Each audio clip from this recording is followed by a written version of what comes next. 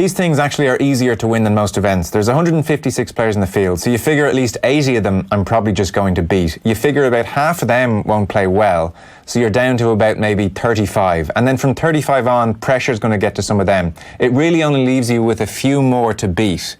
One of the big things I've learned about these major championships is you don't need to win them. Just hang around. If you hang around, good things are going to happen. Is that something you agree with? And if so, when did you come to that realisation?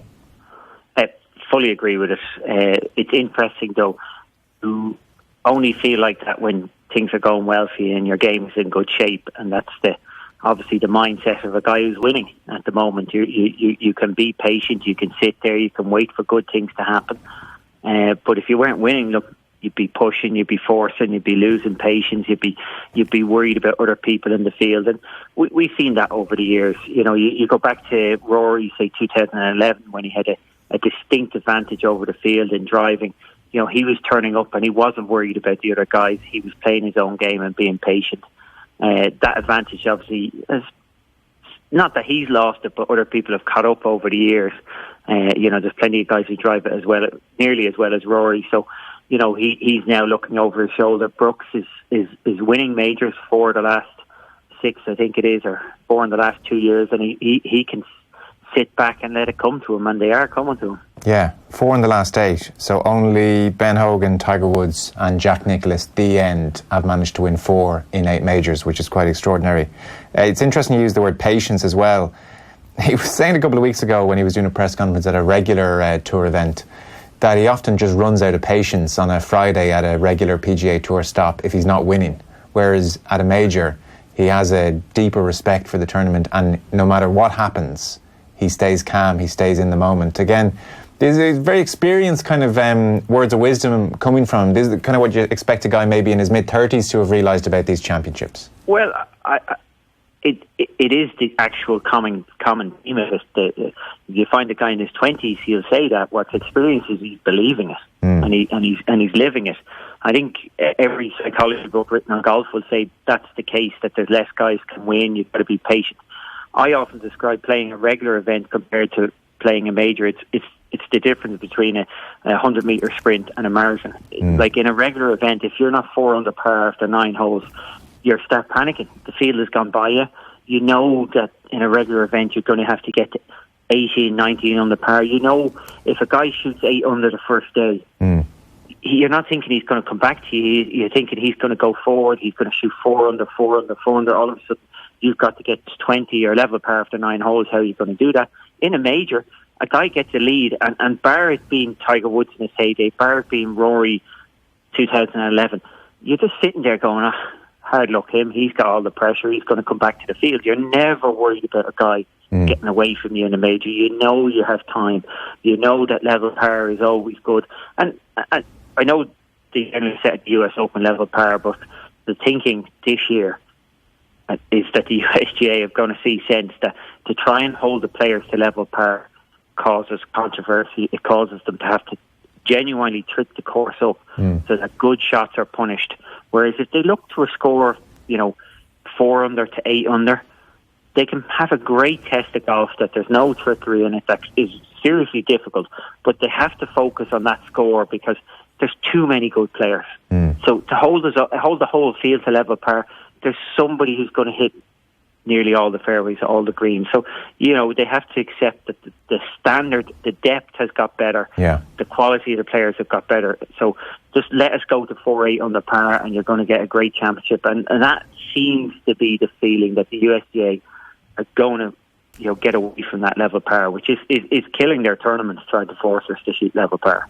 It's funny, Adam Scott was talking, and he's a fairly mild-mannered man. I'm sure you've played plenty of rounds of golf with Adam Scott, and he was saying that Pinehurst back in 2014 was actually the last good US Open. The last tournament he felt was well run, because between Erin Hills, Chambers Bay, the Dustin Johnson rules confusion at Oakmont, last year several greens got away from them. I would think the USGA have been suitably chastised and do not want to risk being the story again. They will want to stay a million miles away from that. So should that open it up a bit? Like Paul McGinley was on last night and he was saying that can actually suit a Rory Mcilroy, or it could suit a Brooks Koepka if those greens are that bit more receptive. I don't know about being receptive, but I definitely think it suits them the fairer the challenge is. So to get us to level par, there's trickery involved, and that has to suit the most patient guy, the guy with the best tolerance for bad breaks, and maybe it suits the guy who gets lucky. Yeah. The best players don't want that. They want the real stern, fair test. So I don't think the best guys want the green soft. They certainly settle for them fair, but they just don't want silly pin positions that are on a slope that you could 3-putt from 2 feet. They want just good solid golf, and Rory doesn't want a tricky golf course. There's no way, Rory. He wants a stern test, but no. He wants to take the look out of it, because Rory knows Rory knows he's got the ability to beat everybody without thinking he's got to get lucky. And with the way Brooks is talking, that's exactly what he's saying. He can win these things without getting fortunate. So that was one of the big changes when I was winning them. I went from a state of mind that I thought, if I have a big week and get lucky, hole a few putts, I could win it. I went to a state of mind, actually, you know what, if I do my thing and play my game, it's going to be right there at the end of the week, and the other guys are going to have to beat me. And that's a beautiful state of mind to be in the majors, where you don't feel on edge. And as I said, Rory definitely was there in 2011. The great quote of Tiger Woods, "I can win with my B game." If you think you can win with your B game, your A game nearly always turns up. Yeah. When you think you need your A game, it doesn't happen. Yeah. And that's Brooks seems to be in that category. That he's not turning up thinking, "I've got to play my best golf." He's thinking, which he would in a regular event, he's actually turning up to the majors thinking, you know what, I play okay here, I'm going to have a chance on Sunday, come down those last 9 holes. Yeah, it's such a brilliant state of mind to be in. Talk to us a bit about Pebble Beach, if you don't mind. Nicklaus in 72, Watson in 82, Tiger Woods famously in 2000, Graham McDowell in 2010, Tom Kite in 92. It's a pretty impressive winners list.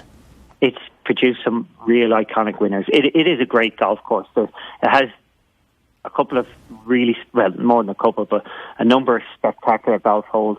It has a number of challenging, tough holes. There's a few holes that, people wouldn't even remember. But I think the beauty of it is it really does have a stern finish. So you just don't get away. You have the middle, obviously to start where you've got to make some birdies. You've got the middle where you've got to hang on. Then you have a few more birdie chances. But then at the end you can make a couple of birdies, but there's a good solid finish where there's plenty happening. So a leader can come back to the field, but also somebody chasing can make a couple of birdies coming home. So it really is a great championship course. The way it ebbs and flows all the way to the round, because there are definitely birdie chances on the golf course. It's not like it's not a brute of a course by any means. But there's also, even it's just like the first hole is like 3-iron wedge, probably 4-iron wedge. But you hit your wedge shot in the wrong place, and you struggle to get it on the green with your chip shot. So it has its bite, but it definitely gives up a bit as well. Koepka was saying he might only use his driver 4 or 5 times around. Yeah, it is firm and fast. That's the word. They've actually slowed it down Monday, Tuesday, Wednesday compared to what it was at the weekend. But you can be assured by the time it comes Sunday, it's going to be very firm and fast. So that would tend to suit the shorter hitters, the straighter hitters. You can keep it in play. So I know the rough is heavy, which is generally, the longer you hit it when the rough is heavy, the better. But I think with a firm course, I think you're probably looking at that everybody is in play. It doesn't necessarily say, okay, you've got to be a bomber, and it doesn't necessarily say that being short and straight is out of it. Everybody can play this course. Do you remember much of Woods' performance there in 2000 when he was 15 shots clear of the field? I was in second place with 9 holes to go, so yeah, I remember quite a bit. Yeah, because Ernie Els had the famous quip off 18. Well, I won the tournament I was involved in. Is kind of what he said when he came up. Did you ever go back and watch Woods' play, given that you were out in the course at the same time? Yeah, yes and no. I obviously, you get shown it a lot, but did I sit down and watch it? No. I find, if you look back at the PGA and Whistling Straits where Jason Day lapped the field and he played with Jordan Spieth in the last round and particularly outplayed Jordan. He hit it 50, 60, 70 yards past him on a lot of holes and looked unbeatable. And Jordan hasn't played the same since then because he had to. Well, the rest of the field got lapped by Jason Day. We didn't actually physically stand there and see it happening to us. And that can be very off-putting. So I'm happy I didn't play with Tiger and get him I see the gap. And you don't physically see it. That's not a bad thing for a player, because if you get lapped by 15 shots and you're actually there, present, seeing it happening, and you just go, well, I could never do that. And clearly we couldn't do it, but at least I wasn't confronted with it as much as, say, Jordan Spieth and Jason Day in Whistling Straits. Yeah, a bit of self-preservation going on. Because Woods was talking yesterday at his press conference. He was saying he was feeling very under the weather, just physically. He might have been sick at Bethpage, and his back wasn't in great shape, but he's feeling good this week. And somebody asked him, in terms of strategy, how are you going to play the course 2019 as opposed to the year 2000, when you were a very different person physically? And he said, interestingly, I'm going to be able to play this pretty much in the same way, because the advances in golf equipment and the golf ball have offset what I've lost in age. So in terms of the spots I'm going to end up in, it's going to be very similar. That's an ominous enough warning. I mean, it'd be impossible to replicate what he did in 2000, but he's got a big chance this week, doesn't he? Oh, yeah. Look, absolutely. He is not the driver of the ball he was back in 2000. He was very powerful, very long, and very straight back then. He was a great driver of the ball. But he doesn't have to use that driver this week.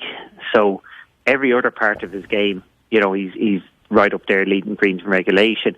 His putting is back, his chipping is back, and his head seems to be in the game. So, I know he's third or fourth or fifth favourite, but I think Tiger gets stronger the more he stays in this event. So, I really saw that at the Masters, that when he genuinely had a chance of winning, he reverted back to, I just want to get the job done. Whereas I think sometimes Tiger in this era is concerned about how he's swinging the club and concerned about hitting the right shots, which he definitely wasn't the last couple of holes at the Masters. So the longer Tiger stays in the hunt, the more the old Tiger comes out, the more he gets things done. And Tiger was, like we all know, he was famous for doing spectacular things when they were needed. Yeah, because you've talked very interestingly before about how when you approached a big tournament, you would try and leave technical thoughts behind, get over to that right side of the brain, as it were. Woods very concerned with his swing at times and can get quite technical.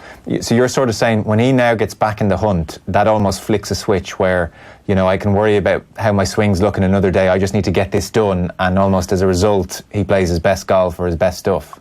Oh, look, we all play our best stuff when it's on the line, and you're not caring how you're doing it, you're just caring about getting the results. So,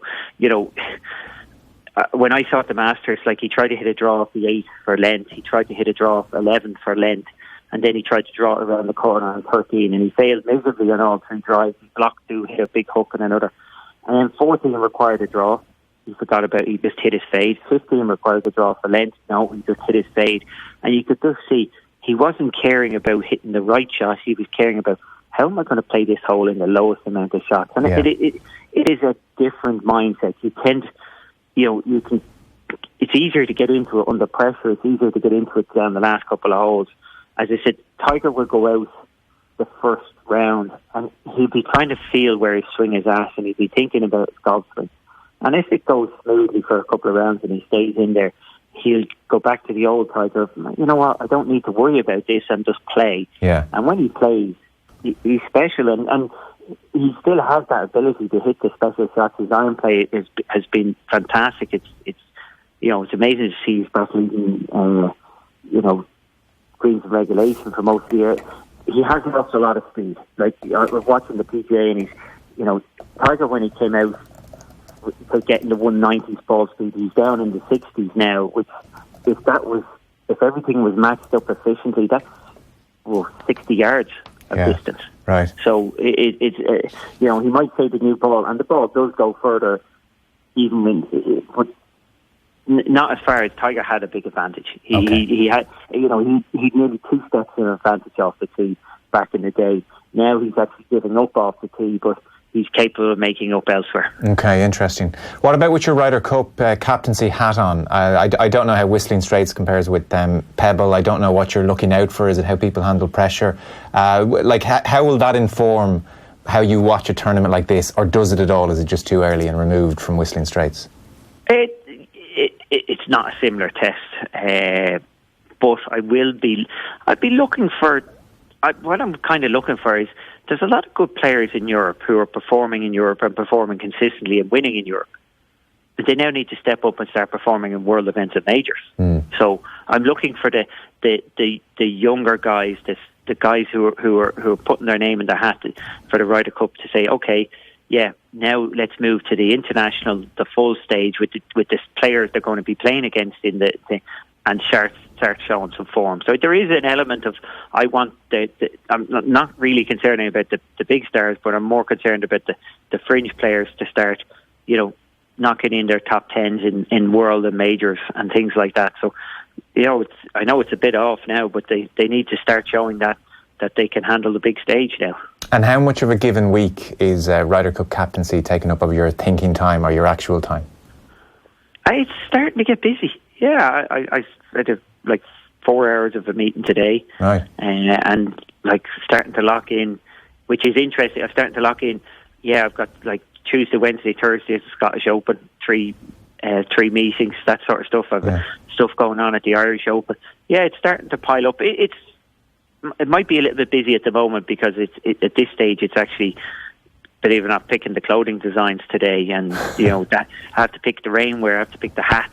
Right. I have to try the hats and see do they fit and what styles they are, and I've got to remember that I'm dealing with 30-year-olds who think they're 20. Yeah. So yeah, I have to be trendy. Oh dear. What are we looking at? At least 2 to 3 green numbers, I presume. You probably find that there might be a Green Bay Packers green in there, all right. Okay, good. Not necessarily, not an emerald green. We weren't looking at that, but yes, you look. There'll obviously be your standard European colours, no doubt about that, and then we'll see if we can. We try and figure out if we can avoid certain colours. Might look good individually, but when you put 16 guys together, yes, I think some of the colours at times people go, oh, that's a bit too much yellow. And how much are you allowing your analytical mind to run away here? Because there are football managers who have done studies on what colour socks tend to perform best. It turns out it's white, actually. White socks tend to be the best. Are you getting into all this kind of stuff and what the psychology of different colours is? Wow, I would know things that red tends to be the colour of winners, but this is more to do with perception from referees. Black, they give more rulings against people who wear black and things like that. I'd have read all those general psychology books that come up with these things, but no, I will hope my team looks smart and comfortable, and I'll let their golf do the work. No, I'm not thinking the colours determined. Not that we've dragged you on here to be some kind of tipster. Are there kind of names beyond the obvious, the kind of usual top 5 or 10 in the kind of betting, or who people think will do well, that you're looking at and think Pebble Beach really suits them, or are you good at predicting these things? I am the worst tipster ever. Okay.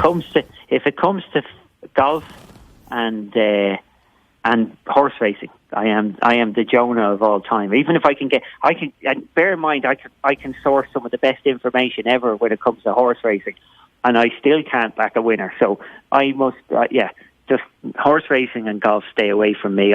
Whoever I pick, my wife or family will generally run a mile away from it. Okay, the Harrington kiss of death it is then. Yeah, not that we're allowed to gamble anymore or give advice. We're not allowed. Yeah, public yes, private no. Right. Okay. What did you see much of Rory in Canada? Yeah, a little bit. Saw him around the place, players' lounge, things like that, and we were chatting away. He seems very comfortable with his game, very relaxed. I certainly looked at on the course, but off the course, he seems in a good frame of mind. The tough thing for him is, he just has to have the Brooks Koepka attitude, which isn't easy. If the wins are coming quickly, it's easy to have that. Yeah. When they're not there, you're kind of, do I need to do something different? Do I need to add something? Do I need to be on top form, and Brooks is going in there. It's fantastic to see, but it doesn't last forever. Yeah. He's just going in there thinking, just an all right week, and I'll have another major. It's interesting. Brooks Koepka still has a kind of chip on his shoulder generally, because he was talking yesterday in his press conference, and it had come to his attention that the Fox TV promo for the US Open didn't include any shots of him whatsoever, and he said somebody should get fired over it. So he's still, I mean, it's amazing that somebody with 4 majors is playing with a sense of almost chip on the shoulder, but he's still out to prove a lot of people. He couldn't have paid for motivation, yeah. More motivation. It's phenomenal. It's beyond bizarre. And his comments, I saw the quote, was actually pretty reasonable. He didn't outly say, fire everybody, but it's shockingly amazing when you think that promo.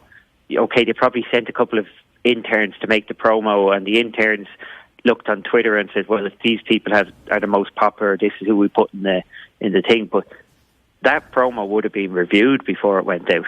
So the people who reviewed it, it's hard to believe that is. This is possibly it's just beyond belief. Now the thing with Brooks is he's no corporate sponsors. He's not interested in corporate sponsors. He doesn't want to do the work off the golf course. So he doesn't have big companies marketing him. And if you turn on the golf in the States, you'll often see 2 or 3 of the 5 ads will have Ricky Fowler in it between breaks. Yeah. So he doesn't have that. He's not interested. So he's not, even though he's not a prolific social media guy, he's not out there putting himself out there. He's pretty quiet in that sense. So you could see how that downplays his image. And when he had a chip on his shoulder a year ago, you could kind of go, well, you don't really play into this. You're not really playing the game. Yeah. But when you're a 4-time major winner in the last 8, and 2 of them are US Opens, and you're defending, it's you think that qualifies you to be in the promo video. So his chip on the shoulder is well justified. Yeah, I would have thought so. And yes, head should roll for that. Ricky Elliott was on a couple of weeks ago, his caddy, and he was saying that one of the reasons he hasn't gone with the club manufacturer is he wants to use the best equipment in each department. He figures it ain't worth tying yourself to one manufacturer, which was quite admirable. Can I ask, can you explain why? Go on. Sorry. That is incredibly admirable. There's a price. Okay. Give us a figure. What kind of price? Well, again, he's got a big Nike sponsorship. Yeah. But that kind of curtails the big club manufacturer sponsorship. So, but there is figures out there. Like the guys are getting 10 million a year for equipment, and 10 million for clothes, or 5 million. There's big figures out there. So, if somebody steps up and says, Brooks is no fool, there's just not been a figure that has enticed him to go, I still like my freedom. Yeah. And so that as I said, it's spoken of a man who everybody has a price, and someday he'll have to turn around and change his opinion on that. Did you ever play with equipment where you thought to yourself, deep down, I know this isn't the best iron or driver or ball I could be using? No. Absolutely, and I've used Wilson for 22 years, which wouldn't be one of the, wouldn't be marketed like some of the other products. But Wilson have won the most majors of any brand over the years. They've made exceptional irons. When I won the majors, I was using a driver as it happened.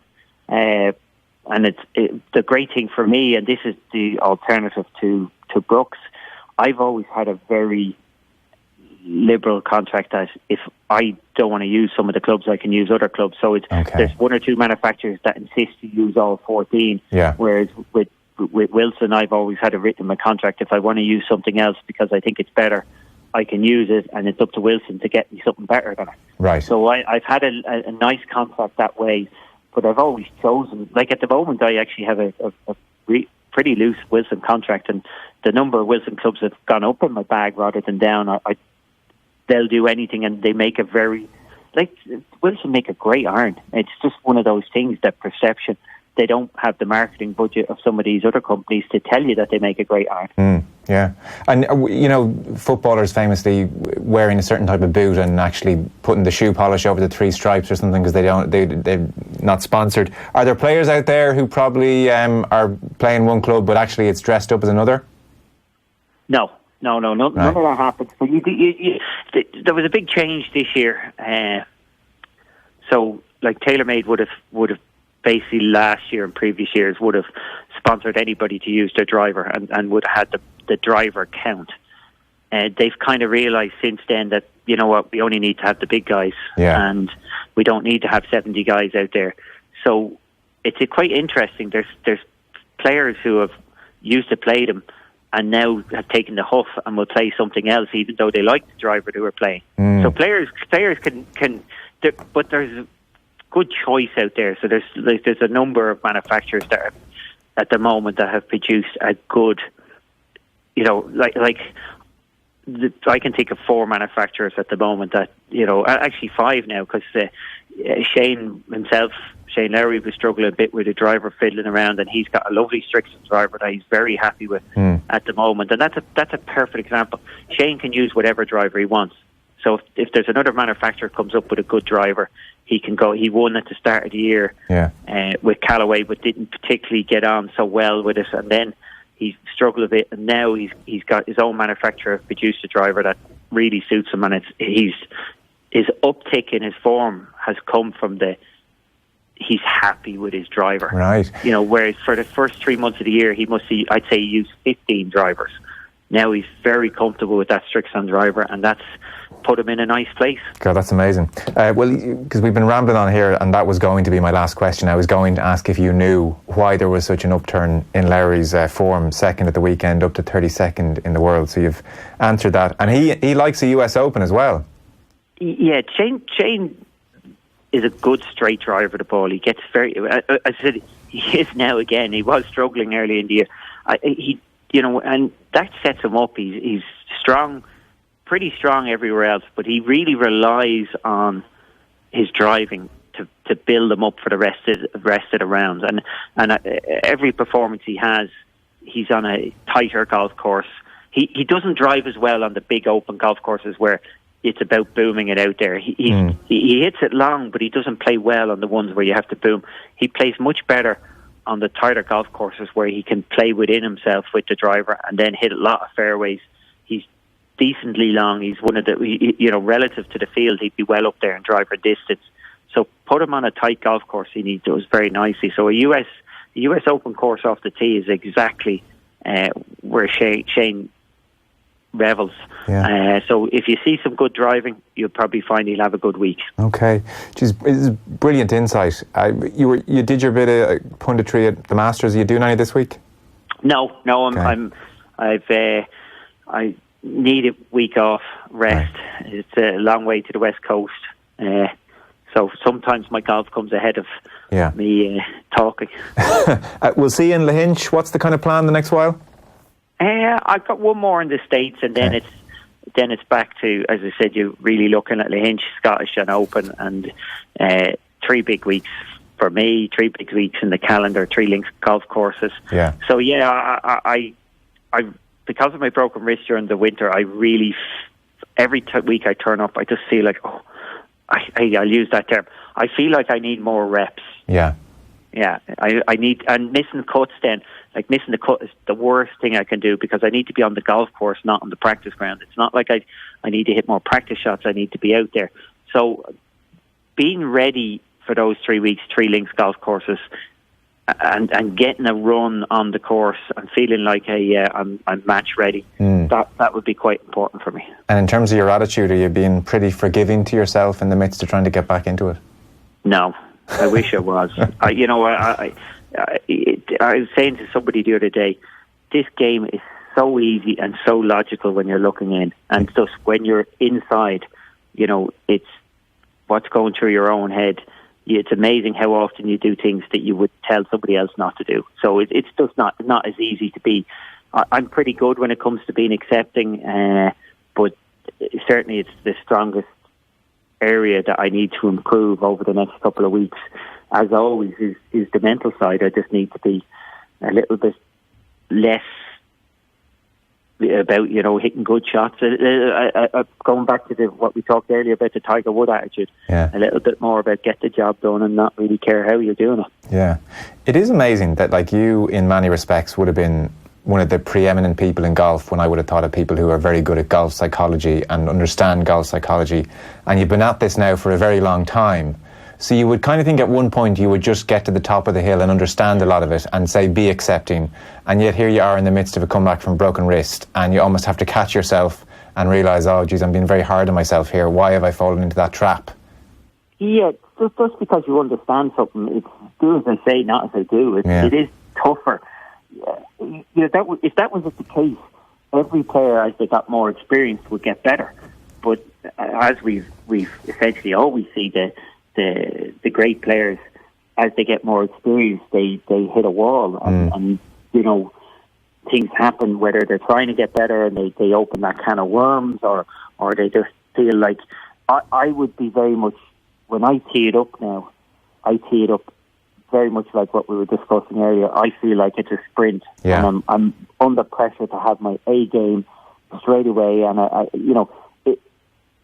when Jordan Spieth was playing great there, 4 years ago, 3-4 years ago, there was a stat there that every time he made a bogey, he nearly birdied the next hole. Yeah. Well, if you're standing on over an 8-footer and you for par, and if you miss it, you're going to make birdie. It's not that hard to hold it.